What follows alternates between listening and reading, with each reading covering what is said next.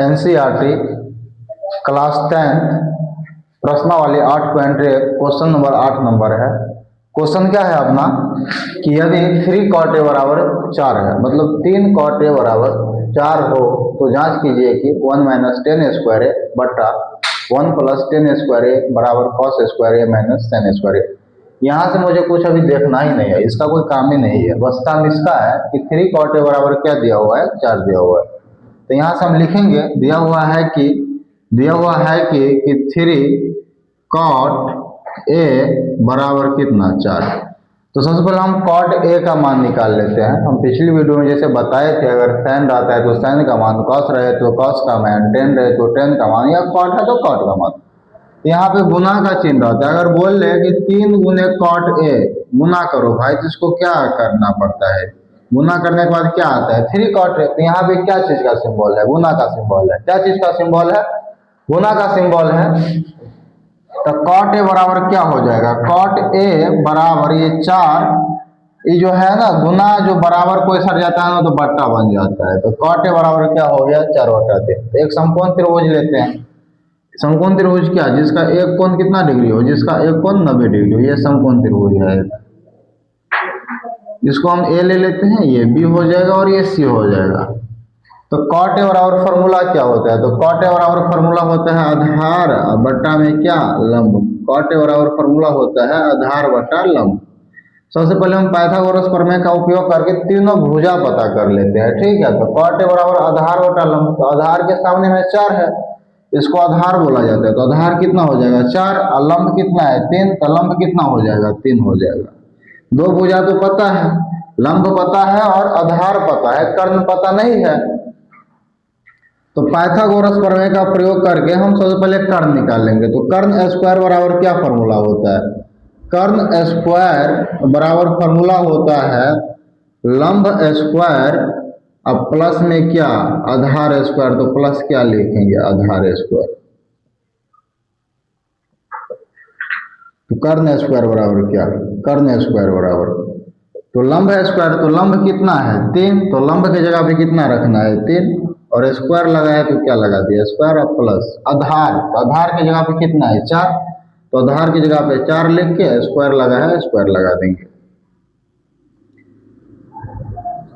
कर्ण square बराबर, square का मतलब कोई भी चीज को 2 बार गुना किया जाता है। तो 3 को 3 से गुना करेंगे, जैसे स्क्वायर है 3 का स्क्वायर, 3 का स्क्वायर का मतलब ये होता है भाई साहब कि 3 को 2 बार गुना कर दें। 3 × 3, तो 3 को 3 से गुना करेंगे कितना होगा 9 होगा, 3 से 9 हो जाएगा, प्लस 4 को 4 से गुना करेंगे तो 4 से कितना हो जाएगा 16 हो जाएगा। तो कर्ण स्क्वायर बराबर कितना निकल के आ जाएगा, कर्ण स्क्वायर बराबर 16 में कितना होता है 16 9 25। जब स्क्वायर बराबर कोई सट जाता है तो रूट चढ़ता है, तो कर्ण का मान आ जाएगा। तो कर्ण बराबर कितना √25, और √25 का वर्गमूल कितना होता है, √25 का वर्गमूल होता है 5। तो कर्ण बराबर कितना निकल के आ गया 5। कर्ण का मान कितना आ गया 5। तो अब क्वेश्चन क्या है अपना, तो अब क्वेश्चन क्या है, ये तो आप मिटा देते हैं, इसका कोई काम नहीं है, चलिए रहने देते हैं, यहाँ पे सॉल्व कर देते हैं। क्वेश्चन क्या है अपना कि 1 - 10 स्क्वायर है और 1 + 10 स्क्वायर है बराबर cos स्क्वायर है माइनस sin स्क्वायर है। बराबर का मतलब होता है कि दोनों बराबर होना चाहिए। अगर यहाँ पे 5 आए ना तो यहाँ भी 5 रहना चाहिए, अगर यहाँ 10 आए तो यहाँ 10 आना चाहिए। तो बराबर का मतलब होता है कि दोनों तरफ समान हो, इक्वल हो। जैसे तराजू के पलड़ा पे जैसे 1 किलो इधर दाल रखना है, 1 किलो आलू रखना है, तो दोनों पलड़ा जो है ना बराबर हो जाता है। तो बराबर का यही मतलब होता है।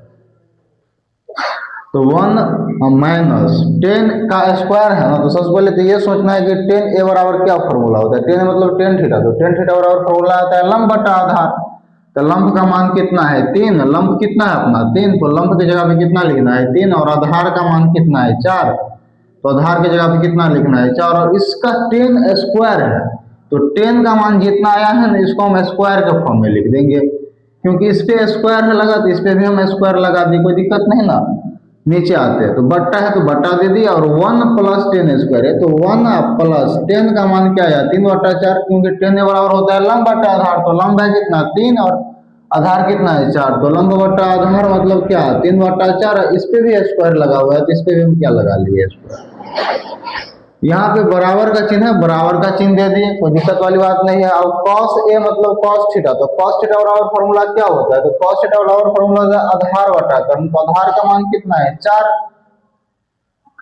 और कर्ण का मान है 5, तो यहाँ पे लिख लिया 4/5, स्क्वायर लगा है तो क्या लगा दिया स्क्वायर, माइनस साइन स्क्वायर है मतलब साइन थीटा, तो साइन थीटा का मान क्या होता है लंब बटा कर्ण, तो लंब कितना है 3 और कर्ण कितना है 5, तो लंब हो जाएगा 3 और कर्ण कितना हो जाएगा 5, स्क्वायर लगाए तो क्या लगा देंगे स्क्वायर।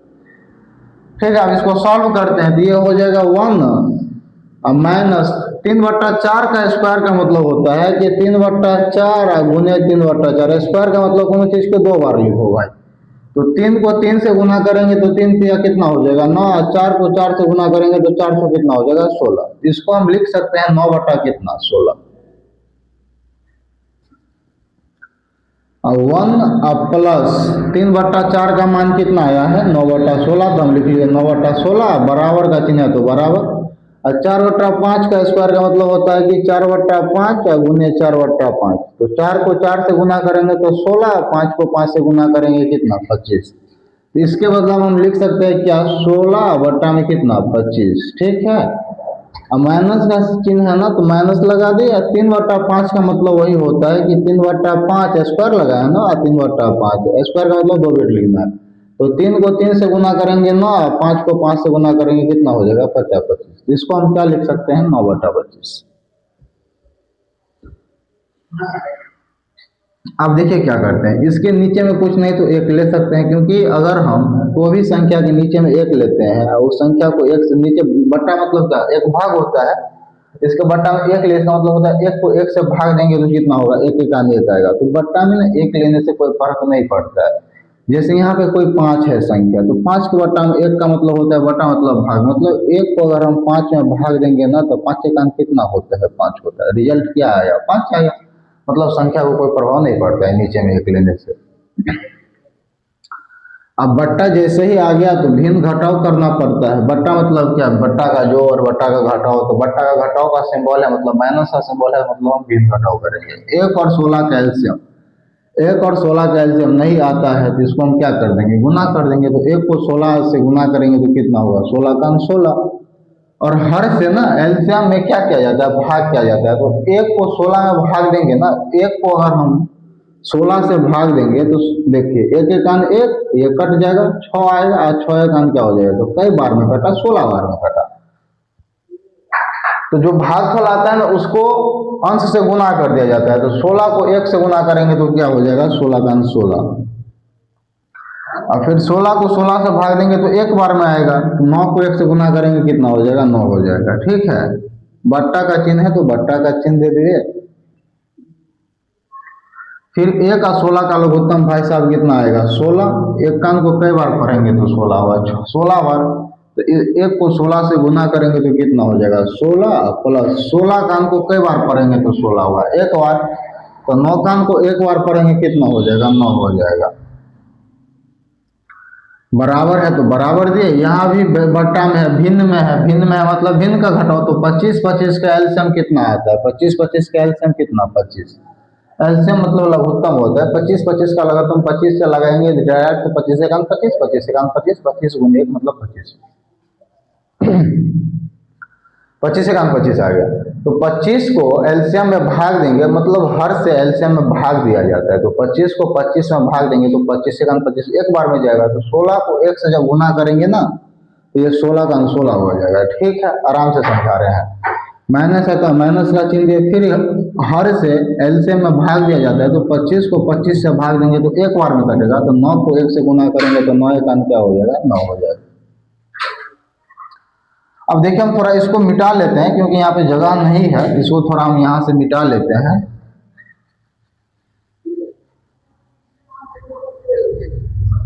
अब देखिए इसको हम 16 में से अगर 9 घटा देंगे ना, तो 16 में से 9 घटाएंगे तो कितना लिखेंगे 7 होगा, 16 में से 9 घटाएंगे तो 7, और बट्टा में 16 है तो बट्टा में 16, इस सब के लिए बट्टा है, और 16 9 जोड़ का चिन्ह है तो 16 9 जोड़ेंगे तो कितना हो जाएगा 25, और बट्टा में 16 है तो बट्टा में क्या कर लिए 16, और बराबर का चिन्ह है तो बराबर का चिन्ह, 16 में से 9 घटाएंगे तो कितना आएगा 7, और बट्टा में 25 है तो बट्टा में 25। तो ये जो भाग का ये जो बट्टा है ना सबके लिए, ये जो है ना ये वाला चिन्ह जो है ना भाग का काम करता है भाई साहब। तो भाग कैसे बनाते हैं, जैसे ये 7/16 है, ये जो भाग का चिन्ह है ना ये गुना में कन्वर्ट हो जाता है, नीचे वाला संख्या ऊपर चला जाता है, तो 16 कहाँ चला जाएगा ऊपर, ये 25 कहाँ आ जाएगा नीचे। अब बराबर 7/25 है तो 7/25। तो गुना में देखिए 16 से 16 क्या हो जाएगा, कट जाएगा, एक रहे तो नहीं कटेगा, यहाँ पे 7 से 25 कटता है नहीं कटता है, तो यहाँ पे क्या बच गया 7, यहाँ पे 1 बचता है, तो 7 को 1 से गुना करेंगे तो 7, और 1 को 25 से गुना करेंगे तो कितना हो जाएगा 25। 1 को किसी भी संख्या से गुना किया जाता है उतना ही होता है, यहाँ भी 7/25। तो क्वेश्चन क्या बोला है अपना कि 1 - 10 स्क्वायर ए बटा 1 + 10 स्क्वायर ए बराबर cos स्क्वायर ए माइनस sin स्क्वायर ए है या नहीं। तो भाई ये तो दोनों बराबर है ना, इसका मतलब ये है कि 1 - 10 स्क्वायर ए बटा 1 + 10 स्क्वायर ए बराबर cos स्क्वायर ए माइनस sin स्क्वायर ए के बराबर है। यहाँ पे होगा आंसर क्या, हाँ दोनों पक्ष क्या है बराबर है अपना। समझाने का हम पूरा प्रयास किए हैं आप लोगों को, अगर समझने में कहीं दिक्कत हो ना तो आप मुझे कमेंट कर सकते हैं, और अगर अच्छा वीडियो लगे तो आप लाइक शेयर और कमेंट करें। धन्यवाद।